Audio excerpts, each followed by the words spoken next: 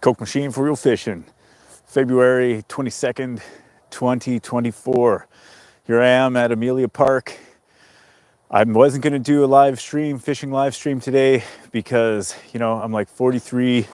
I've managed to injure myself in some sort of catastrophic way just by waking up one morning. So I got a real good kink in my back that radiates to the front. And then I woke up in the morning with a real kink in my neck. So I'm just going to do a live report right here. But since I drilled the hole already, might as well fish, right? So we got some real mild temperatures here. I can tell you that much. 4 degrees right now. The lake, there's slush, not gonna lie. There's slush around, especially around the pressure cracks. There's water coming up all around. It's not particularly deep at the moment as far as slush is concerned. And I understand that tomorrow's gonna be another warm day, but then tomorrow night it's gonna cool down again. And then from what I've seen, Saturday night is gonna be real cold. So that should really firm up a lot of this ice, or pardon me, a lot of the slush that we have around us right now. However, anybody who's seen the long-term forecast knows that early next week it's going to be completely wild. So as far as temperatures go, I thought I saw on Tuesday or Wednesday that you're looking at 10 degrees during the day. I know it still gets like a little cold at night, but not the kind of cold that you would want. So who knows what this is going to play out to. We know how it turned out last time when there was some warm temperatures over an extended period of time and there were ice huts sinking, so forth. I feel like the warm temperatures are a little bit shorter now in this upcoming warm front. We're just talking a couple of days of really warm, and then it gets really cold, and then it gets warm again. But it's not like 2 weeks of warm weather like we had last time, I hope.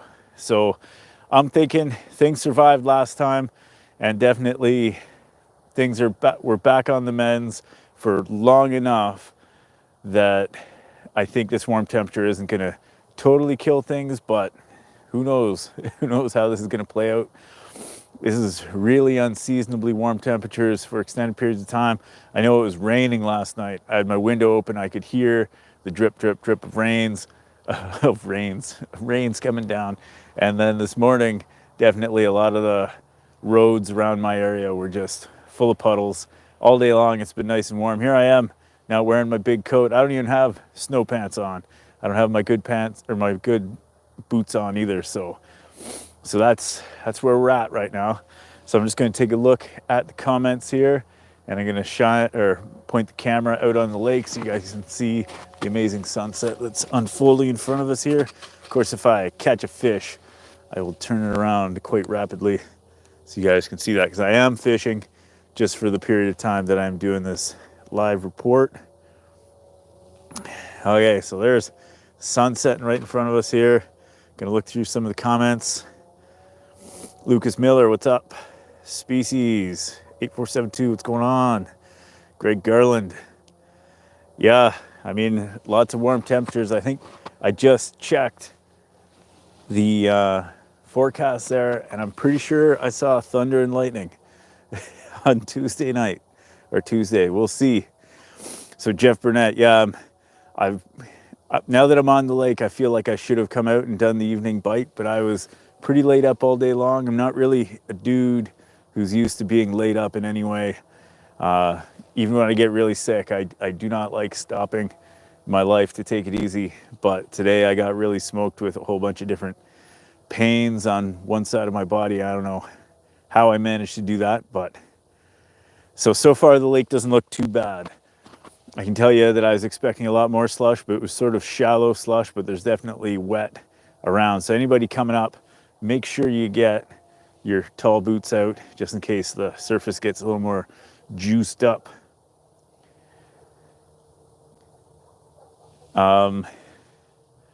Species 8472 says, as long as my noggin cooperates, I'm gonna try to head this weekend. Yeah, it's definitely a mix of warm weather and cold weather this weekend, so you should see some probably glare ice on Saturday and Sunday. Joseph Blackborough, have I ever fished Wazy Lake? I had my cousin was staying there at like a trailer park there one summer, or for like a couple of weeks one summer, and I got to see it, but I never got to fish it. It's funny, there's so many lakes in this area and I only fish so many of them. You know, usually as soon as the spring melt comes around, I try to pretend I know how to catch specks and splake, and I usually fail at both. But that's usually what I try to do, some of the small lakes after Nip closes. But Wazy Lake I haven't tried. Nosbonsing I have tried. Of course, I've tried Temagami and a few others up in that area. But nothing quite hits the spot like old Nipissing. Thanks for the good words there, Fahad. Joseph Blackborough, you say you're going up next weekend, wondering if it'll be safe. We'll see. We'll see what happens with this weather.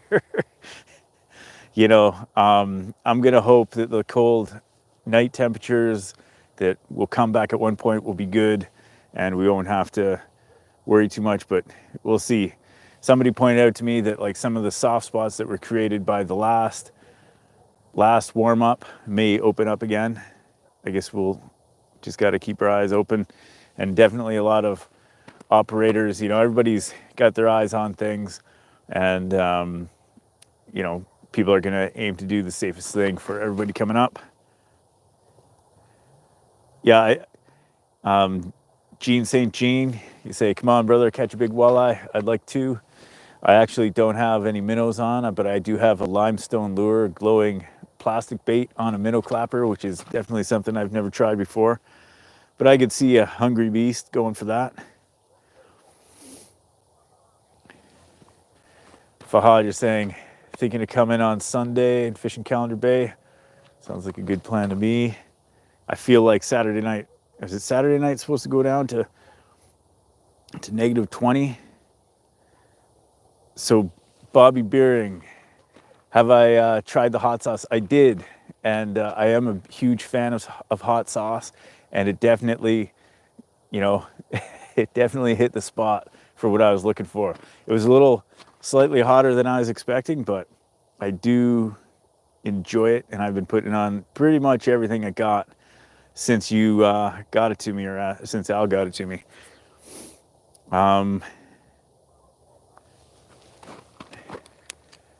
So Credit Angler, you said you caught some overslot walleye on a minnow clapper last weekend. Thanks for an awesome lure. Thanks a million, man. I actually, funny story, I was at Rob's 5-star last Saturday with my brother, and it was slow fishing, and all of a sudden this big mark comes in on my radar there, and it immediately hit the golden minnow clapper I was throwing down, and I got him out of the hole. And because of my camera, I had it set on this loop function, like my GoPro style or action camera was set on this loop function, so it records over things as it's going if you don't stop it. And it recorded over my 23-inch walleye that I caught. It was my fish of the season, and I didn't get it on camera. I did get a few pictures from my brother because he was snapping pictures as I was unhooking it and whatnot. But the action camera footage would have been sweet because I was having some trouble getting it out of the hole. Not because it was so huge, I was just having trouble getting a grip on it. You know, it's a living slimy beast, so it's kind of challenging. So I'm just looking at a few more comments here. I am, Fahad, I am working Saturday night, so I'll be sleeping. I'll be sleeping on Sunday, unfortunately. I like this one. Fishing has been medically proven to reduce pain. I was saying to my wife that that I should still go fishing. I'll just lie with my sore side on the ice to ease the pain, because I've been putting a lot of heat on it, having a bath and everything, but maybe what I really need is some ice. And now that I'm out here, actually, I can definitely say that I feel pretty happy to be out here.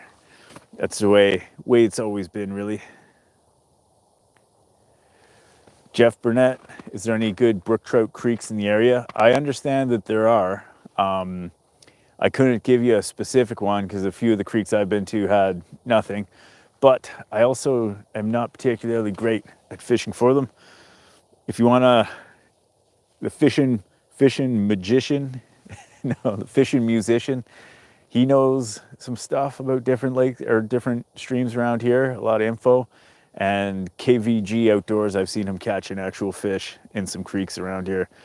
Of course, a lot of people, when you're talking brook trout, are pretty cagey about giving you information. So I think what I've been told is you can assume that a lot of the different creeks in this area do hold them. In fact, I've heard that some of the creeks in town here hold them. Nick Bruce, heading out ice camping next week to Lake Bernard. That sounds sweet. I always mean to visit that lake more often because the season for lake trout is different than in this area, because up here the area, or it only opens February 15th, and I feel like it's open for longer down there than it is up here, because I think it closes March 15th up here. So Diffie, you're going ice fishing next Wednesday and Thursday. Hey, you going out with Primo's Prime Time again? Yeah, Bobby, I'll be hitting that hot sauce and everything I got. I would do one in a live stream, but due to my physical incapacitation at the moment, I decided, like, I'm lucky I even brought my rod out here, because I thought I was done for earlier today. But now that I'm here, I knew I couldn't drill a hole and measure it without telling you, or without fishing here. And I guess I didn't tell anybody that what the measurement was on the ice at the beginning of this video. It was 13 inches. I'm sorry to leave that out. That should have been the first thing I mentioned. I'm going to be down at the Birch Grove access point selling lures tomorrow morning as well. Maybe I'll do a little live stream quick right in the morning, just letting people know that I'm there. I was supposed to start this episode by talking about that, but for anybody watching right now, if you're coming up to any of the bungalows, look for the dude, looks like the Coke machine, who has a big sign on the back of his truck that says minnow-clappers, and I'll get them to you. We're looking at one for the price of 12, two for 20, so bring your $20 bills. Diffie, you rented Perot's Prime Time. Yeah, I was out with them last year, and I'd like to get out there again with them. We'll see. My Thursdays are counting down. I do enjoy going out on my own, but it is always nice to be taken out by an operator. And I've had a few operators like Rob's 5-Star and Lake Nipissing Outfitters who basically just tell me to come out, or give them a heads up, and they'll take me out on the ice as a part of, being awesome.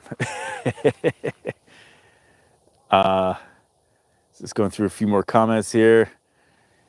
Jeff Burnett says, nobody wants to give up brook trout spots. A few down here, I won't give them up.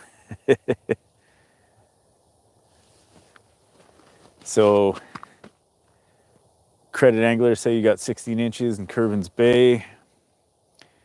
WH, you're on Nosbon saying a couple of bites, but nothing on the ice.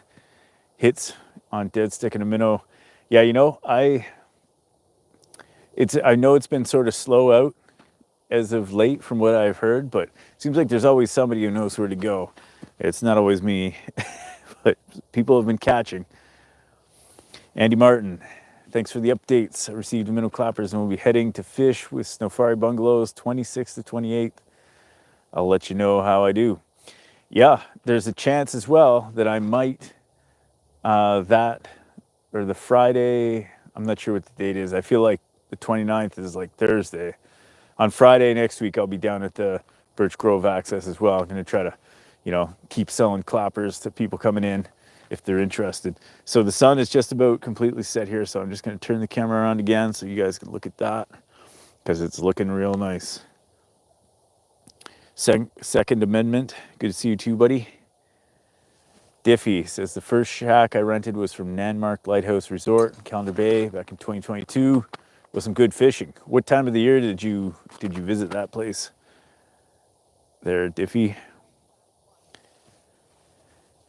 Bruce Dunstall, we were at Rob's 5-Star last Saturday and got the night bite and hit 17 walleye and lost 7 in the hole.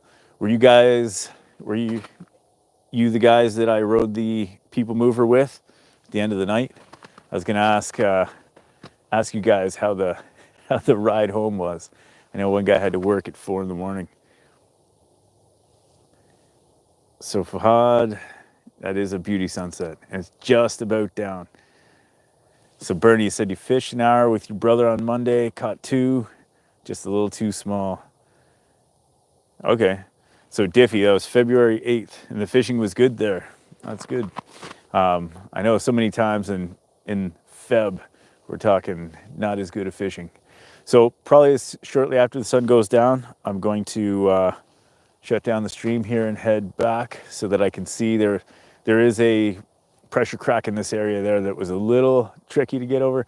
It wasn't that I was worried about things per se, it was more I was worried about getting my feet wet. There's some definite liquid around the pressure crack here, but I don't see any like open gaps. It's more like the ice riding up on itself, which is, I'd rather have that than some sort of gap in the pressure crack, because then you don't know.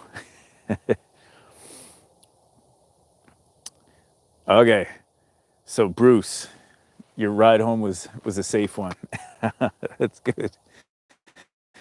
Calendar Bay, Travis says Calendar Bay, 12 to 14 inches of ice and pretty slushy.